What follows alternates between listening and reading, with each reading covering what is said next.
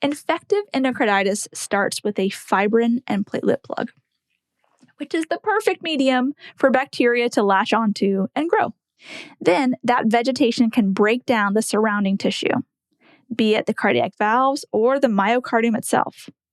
The symptoms for this almost always start with fever, but depend on what part of the heart is affected. Sometimes those vegetations can break off and a piece can travel to somewhere else in the body. If coming from the right side of the heart, the lungs is the next stop. If coming from the left side of the heart, the brain is the next stop. But these emboli can end up anywhere, from the kidneys to the spleen to the spine, literally anywhere.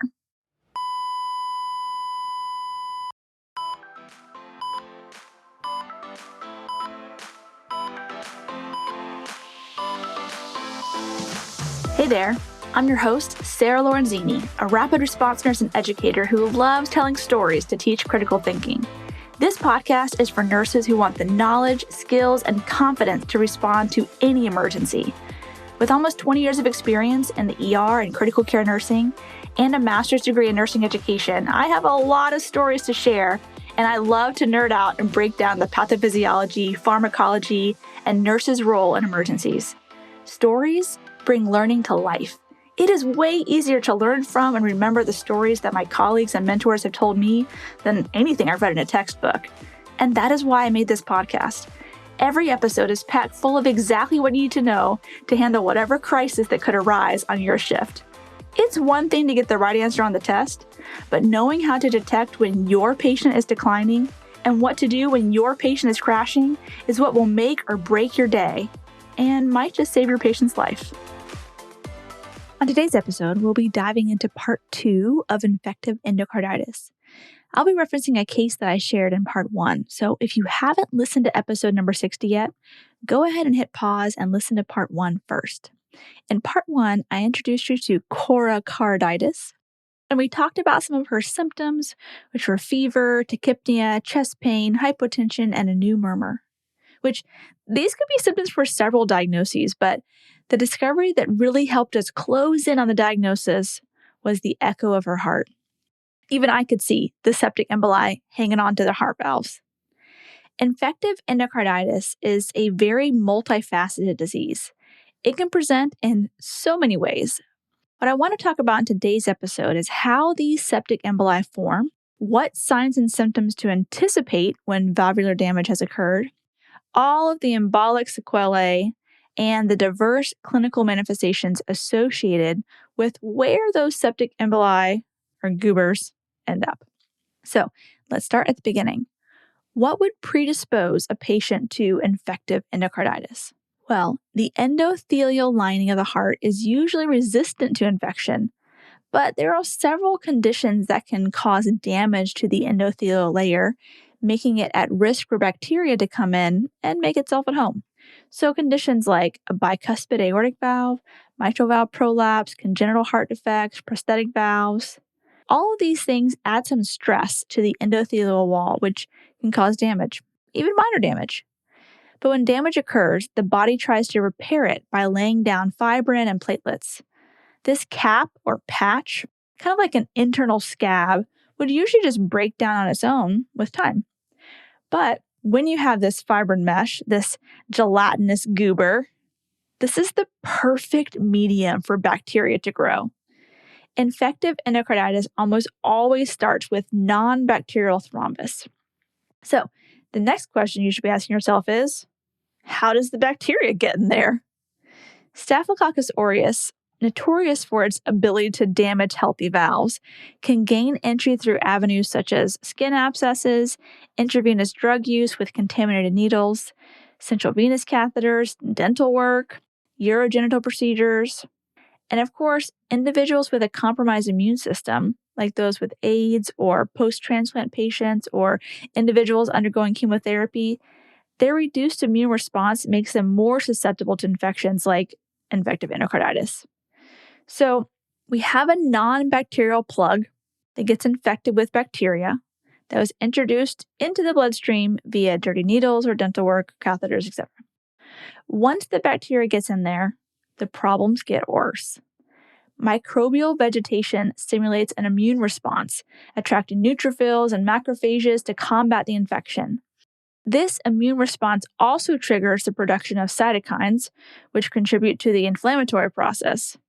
Your body mounts this great immune response that I like to call the inflammatory cascade of awfulness. Think SIRS, or systemic inflammatory response syndrome. So not only do you have to deal with hypotension, tachycardia, fever, and all those symptoms, the bacteria can literally destroy the valves and the surrounding tissue in the heart. Unfortunately, the bacteria involved in infective endocarditis releases protease that contributes to valvular breakdown, potentially leading to heart failure and related complications. And those infected goobers can break off and travel to somewhere else in the body, wreaking havoc wherever they end up. I will get to that in a minute, but first, let's talk a little bit more about valvular damage. So, you have the tricuspid, pulmonic, mitral, and aortic valves, all of which could get little vegetations growing on them. The tricuspid specifically being the most common location of vegetation for those who inject drugs. So, with vegetation on the right side of the heart, the tricuspid is supposed to open and let blood flow from the right atrium to the right ventricle. But if the valve is damaged from the vegetation that's been growing on it, well, now we have impaired forward flow. The valve can't close properly, so blood can back up from the right ventricle to the right atrium. And if the pulmonic valve is damaged, then you have blood backing up into the right ventricle, all of which can cause right-sided heart failure. And on the left side, same thing. A damaged aortic or mitral valve can cause left-sided failure, which allows blood to back up into the pulmonary vasculature, causing pulmonary edema. Additionally, when blood is backing up, this reduces stroke volume, which leads to hypotension, which leads to shock. But that's not all. What if the vegetation on the valve chews away through the perivalvular tissue into the myocardium, like an abscess of the heart muscle itself? Well, depending on the location of the abscess, now you have electrical conduction issues.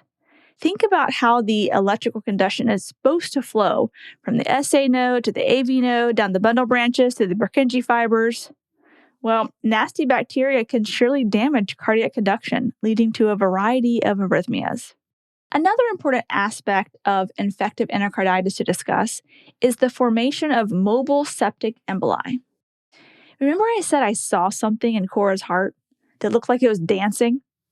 Yeah, the mobile vegetation on her mitral valve was moving all over the place. The way it was whipping around in there, I could totally see how easy it would be for a piece of it to break off. These emboli can detach from their hometown, whatever valve they've been living on, and travel through the bloodstream, leading to various complications depending on their destination. So right-sided emboli typically travel to the lungs, causing pulmonary embolisms. In some cases, they can infiltrate lung tissue, resulting in lung abscesses, a notable manifestation of infective endocarditis. And then left-sided emboli usually break off and travel north, since that's the first place blood goes when it shoots out of the aorta. Septic emboli in the brain can lead to acute ischemic strokes when they lodge in the cerebral circulation. They may also erode the blood vessels, resulting in bleeds such as intracerebral hemorrhages, or infiltrate brain tissue, forming cerebral abscesses. This, my friends, is bad news bears. Infective endocarditis manifests in a variety of presentations. Splinter hemorrhages inside the nail beds, along with Janeway lesions in the palms of the hands and soles of the feet, can provide important diagnostic clues for infective endocarditis. So, I don't know how I missed this in nursing school. I read about these when I was researching for this episode, and I had to Google it for a visual. So let me try to describe it for you. The Janeway lesions are painless red splotches on the palms of the hands and the soles of the feet. They are defined as hemorrhagic macules. And then there's splinter hemorrhages, which are little brown or black vertical lines in your nail beds. So I've totally seen these before in patients and didn't think a thing of it. Another one is called Osler's nodes.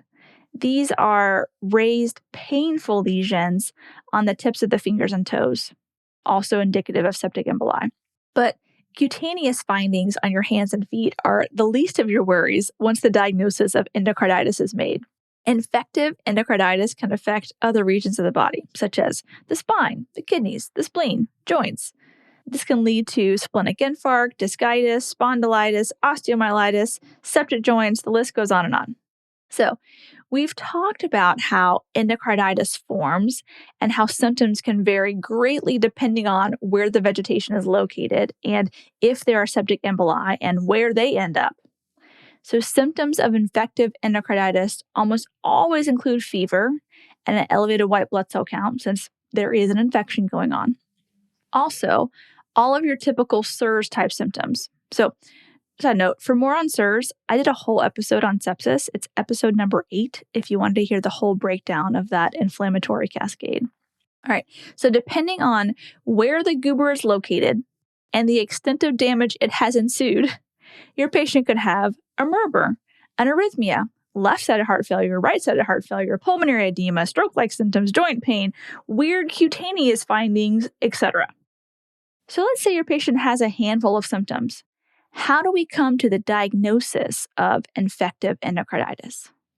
I imagine it's challenging to diagnose since its diverse clinical presentations and potential for serious complications. The diagnostic criteria for infective endocarditis have been established called the modified Dukes criteria. The Dukes criteria considers several factors, and it puts all the possible findings into major and minor criteria categories. So let me break those down a bit. The major categories, which is basically like, this is obvious, guys, you can't argue with this definitive data. The first one being positive blood cultures. So from what I've read, you actually want to have 3 separate sets of blood cultures. You want to have at least 2 of those that are showing bacterial growth of a microorganism that would be consistent with endocarditis. And then the second one would be all of your echocardiogram findings. So the presence of vegetation or abscess or prosthetic valve dehiscence, all of those things would be indicative of infective endocarditis. Typically, a TEE or transesophageal echocardiogram, that's the one that's uncomfortable that they have to sedate the patient for. That is a superior image to the TTE, which is the transthoracic echocardiogram. That's the one where the tech comes to the bedside and squirts all the gel in the patient's chest. So yes, if you have positive blood cultures and echo findings that are like, oh, there's a goober in there, that's major criteria, pretty obvious that you have infective endocarditis. But there's also this huge list of minor criteria. So this would be things like all the predisposing factors. So history of valvular heart disease or intravenous drug use or internal cardiac devices. Also, a bunch of the symptoms like fever, heart murmur, Janeway lesions, glomerulonephritis, Osler's nodes, lab findings like a SED rate, erythrocyte sedimentation rate, C-reactive protein elevation, if there's microscopic hematuria or rheumatoid factor, like all these things you could find from the lab that might indicate there's an infection going on. So as far as these criteria goes, you can diagnose someone with infective endocarditis if you have either 2 major criteria, obviously, or 1 major criteria plus 3 minor criteria, or just a collection of 5 or more minor criteria. So it doesn't have to be the smoking gun of the diagnostic TEE showing a dancing vegetation on the valve. Your patient could also just have 5 minor criteria that could make you go, So for example, a patient comes in who uses 1, intravenous drugs, 2, they have a fever, 3, they have a new murmur, 4, you notice some Janeway lesions, and 5, they have an elevated SED rate. Well, there you go. That's 5 minor criteria. It's important to note that diagnosing infective endocarditis can be complex and often requires a multidisciplinary approach involving infectious disease specialist and cardiologist. The clinical judgment of healthcare professionals is crucial in interpreting the diagnostic criteria and considering the individual's specific presentation, like their risk factors, their imaging findings, so you can get an accurate diagnosis. So it's not your job as the bedside nurse to make this diagnosis, But I think it sure is helpful to know the diagnostic criteria so you can know what to assess for to rule in or rule out infective endocarditis. The final piece that I want to talk through is the treatment for infective endocarditis. So there are two: antibiotics or antibiotics plus surgery. Again, not my call, but if the valve is damaged, it will likely need to be replaced. It would be ideal for patients to complete a full course of antibiotics prior to surgery to help reduce the postoperative complications. However, it's always a risk-benefit analysis made by a multidisciplinary team. If patients have evidence of heart failure or conduction issues like a heart block or a drug-resistant organism that's growing, the risk of waiting might outweigh the risk of early surgery.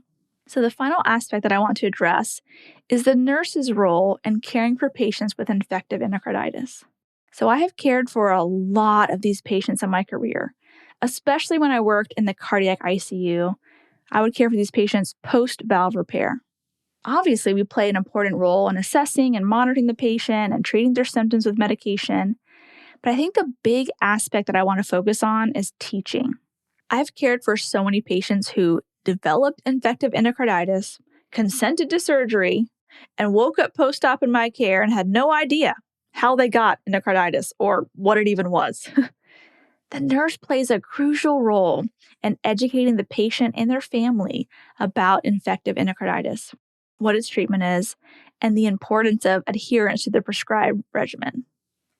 This includes explaining the nature of the infection, the purpose and side effects of all the medications, the need for follow-up care, and any lifestyle modifications required to prevent further complications. And yes, a lot of these patients that I cared for were IV drug users. But you know what? No one has ever decided to change their ways because they felt so judged by someone else that it inspired them to turn their life around. So showing less compassion or empathy in your care because the patient's lifestyle is what got them in this position, that does nothing but rob you of the joy of caring for someone who's come from a hard place. Drug users don't decide they want to grow up and become addicted to IV drugs. It's usually a series of events and terrible circumstances that lead them to that place. I'm not saying that it's easy to care for this patient population. Not at all. I could tell you some stories about how I had to turn on tough Sarah and show some tough love. But every care decision that I made and all the hard conversations that I had about addiction and getting clean all stemmed from a place of compassion. For those patients that I've cared for and for the loved ones that I've walked through life with who have recovered from addiction, none of them say they recovered because someone was really rude to them and so they decided to change.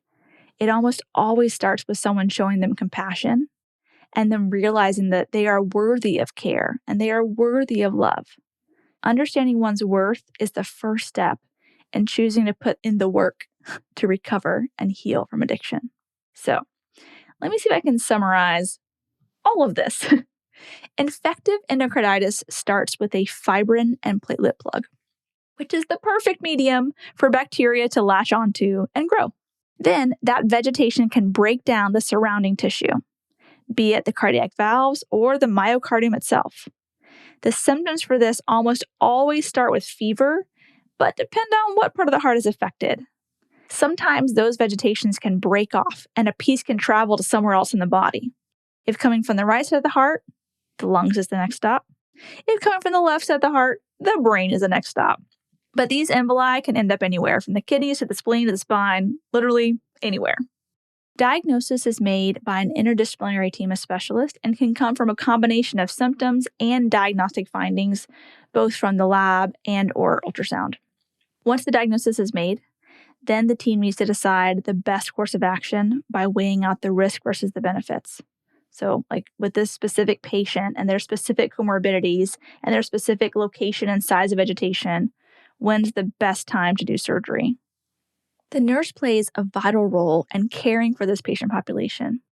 In addition to administering medications and assessing and monitoring these patients, they also get the opportunity to provide education and support through their recovery. This is not an easy population to care for by any means, but my hope is that by understanding some of the pathophysiology involved and taking time to consider the whole patient and the overarching goals of their treatment plan, that you will feel more confident in the care you'll provide to the next patient with infective endocarditis.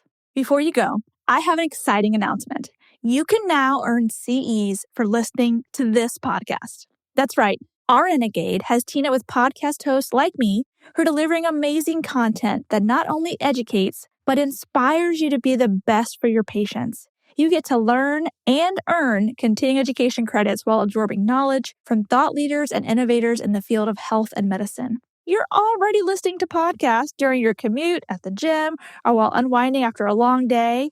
So why not earn your CEs at the same time? And that's where pod classes come in. Yep, it's just what it sounds like. It's CE learning through podcast. To learn more, I put a link in the show notes for you. Well, thanks for listening. I hope you learned something that will save a life. Remember, nursing is a team sport, so trust your intuition and don't give up advocating until you are confident you've done what's right by your patient. The views and opinions expressed on this show are that of Sarah Lorenzini's. That's me and mine alone.